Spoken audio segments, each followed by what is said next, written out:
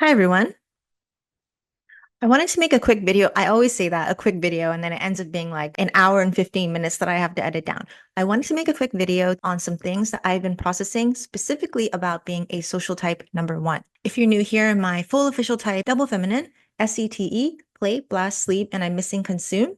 And I'm a social type number one. I wanted to share my experience of what it's like to be a savior DE that's also experiencing being a social type number one. If you are a savior DI, then the social type one just sort of naturally fits into your deck of hands. But for me, seeing the world through my savior feminine TE lens, it makes things a lot harder. I have that innate compulsion to be agreeable with the tribe. There's been a few things happening in my life, all good things, but they've really got me into my feels because I've had to process the negative downsides of what it's like to be a social type one, the process of climbing that ladder in the world while also a savior TE. One of the things that was really helpful for me was watching that video on Vanessa Lau. She is one of those YouTube influencers who shot to fame within a year. She originally started as just wanting to be this influencer, but then she ended up maxing out, taking on way too many clients,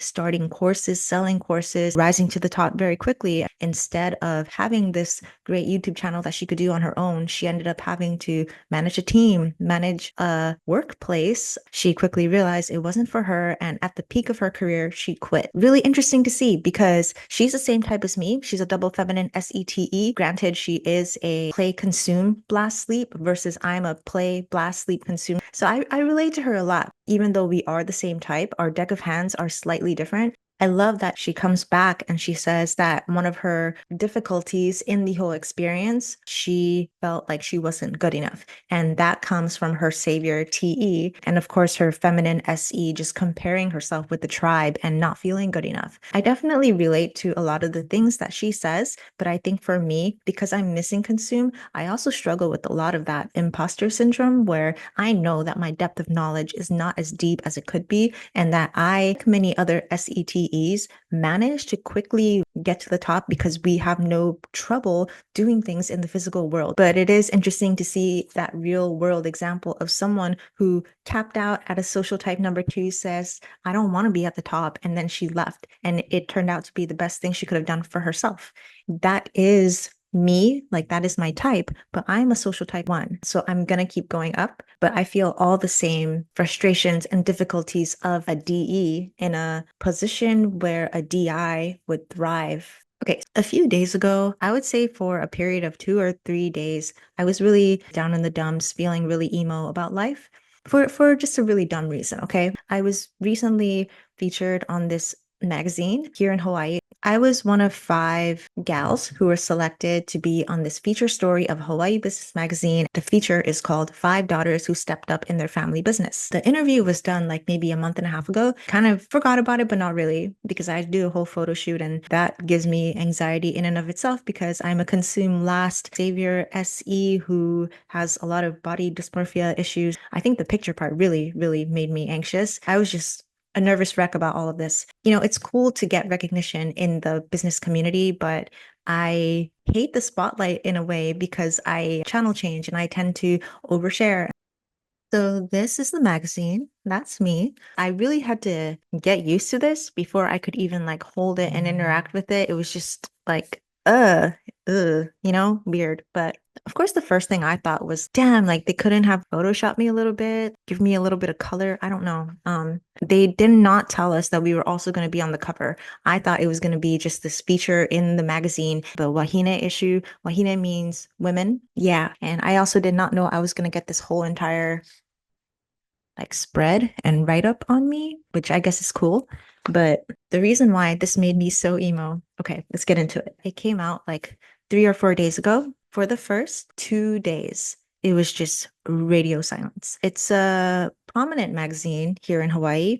Most offices get a copy of it, local business, doctor's office, dentist, whatever. It's there on the coffee table. And for the first 2 days, it was radio silence. No one was blowing up my phone. No one was saying, hey, like, I saw you on the cover. But I think it really humbled the shit out of me. And it like gut punched me in a way that I wasn't really expecting. And it is very much tied to that lonely journey of being a social type number one. And what do I mean by that? If we go back into the definition of social type number one, flexing, responsibility, specialization, and then last, friends. I am still a savior DE. And so I do thrive off of that external validation. And it's an interesting thing to compare DE need for validation versus a social type one need for recognition. I feel like there's a fine line between that. Like one could substitute for the other almost. In my everyday life, I really am just play blast, play blast. Every day I just go to work, I crank it out. I love work. TE people get it. I prioritize work and pushing my family's business forward. But the whole magazine situation really made me sit down and admit to myself, like, hey, you've ghosted everybody in your life. And I have. And it's because I feel compelled by my savior feminine TE to always be nice and friendly and agreeable, but it's not something that I like to do. It's something that I'm programmed to do. And so I've always had this resentment and also this major, massive energy drainage when it comes to interacting with people. I make really great first impressions because I am a nice person. But the thing is, I can't sustain that energy. So the more I meet people, the more I'm just like, all right, like I'm done. I'll eventually just kind of ghost people. And it has no malicious intent or anything like that. It really is just like my own energy preservation type of thing. When I was younger, I was a lot more willing to play the game because I wanted to be liked. I would maintain relationships. I would show up at things no matter how uncomfortable or tired I was. I would go along with things. I bent over backwards really to please other people. My whole life, I've preferred to be a loner because of that inability to sustain that energy for other people. But I don't have that built-in apathy of a lot of DIs who can cut people off and not really give a shit about what other people think.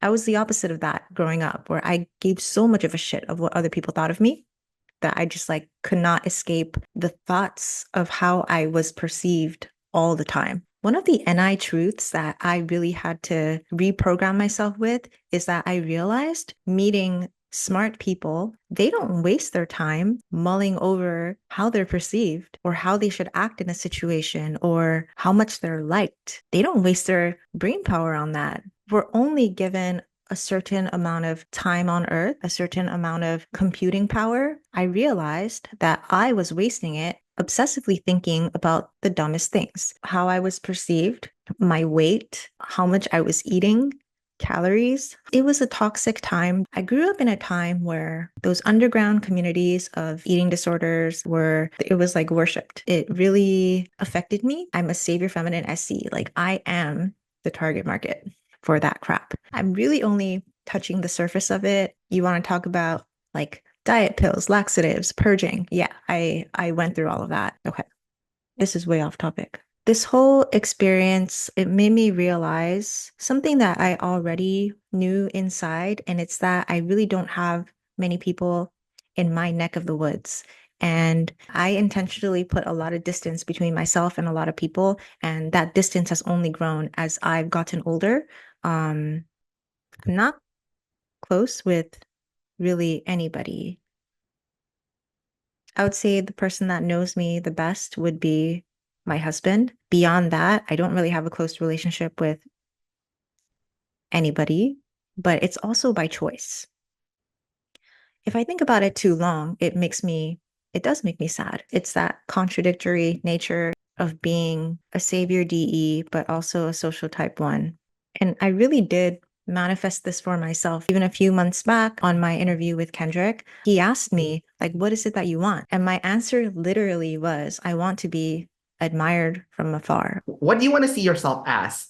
And hopefully you get recognized as also, like if people get a chance to get to know you, which is hard.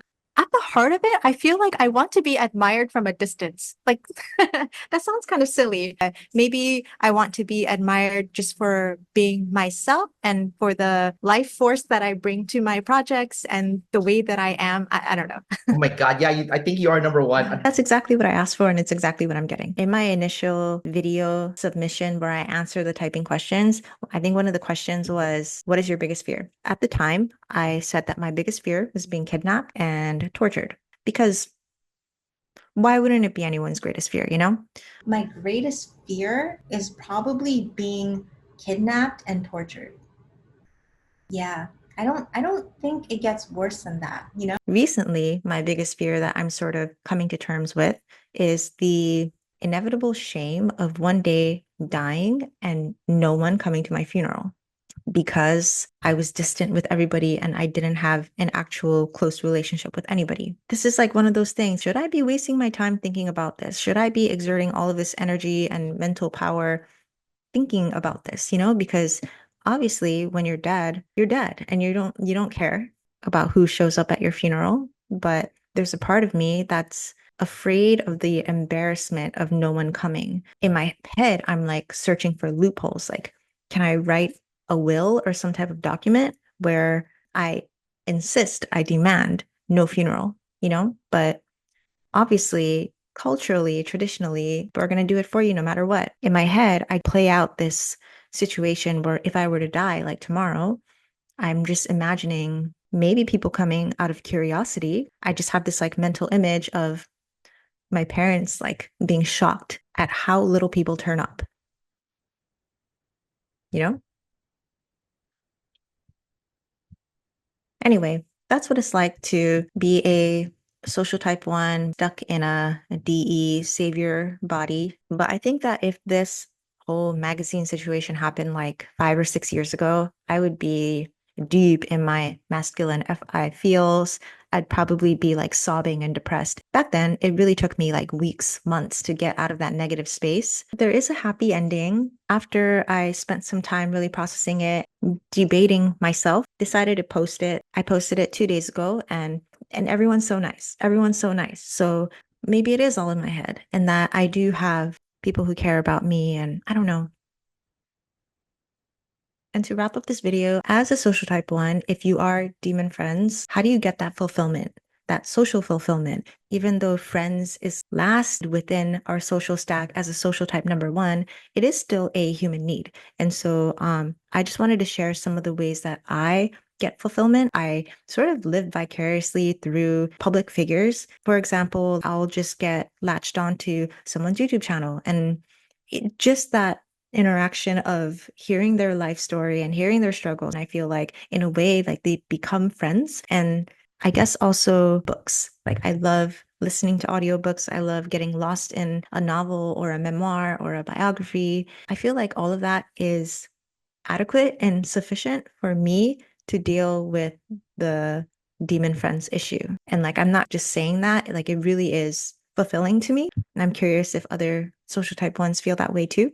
And if you were curious, the current figure that I'm fixated on is none other than Steve Jobs. Not just because he's Steve Jobs, okay? I have been on this search to figure out what 512 type my husband is. I'm pretty sure that he's the exact same type as Steve Jobs, double masculine, NIFI, sleep, blast, consume, and missing place, social type number one. I'm not going to bore you with all the SE details as to why I think they're the same, but I read his biography and then I read the book that his first girlfriend wrote and then I also read the book that his daughter wrote. Yeah, I'm currently at a place in life where I'm just like consumed by all of this Steve Jobs content. And and just a side note, this is my masculine FI. I don't want to sound too cringy about it, but if you've ever watched his 1983 Aspen keynote speech, that to me is like, just to me, is like peak male attractive, like, yeah. Okay, that's all I'll say about that. I know this video was all over the place, but I just wanted to share the things I was processing related to being a social type number one. I hope you guys found it interesting. I would love to hear from other social type number ones if there's any kernel of truth in anything I'm saying. All right, thanks for listening. I will see you guys in the next one.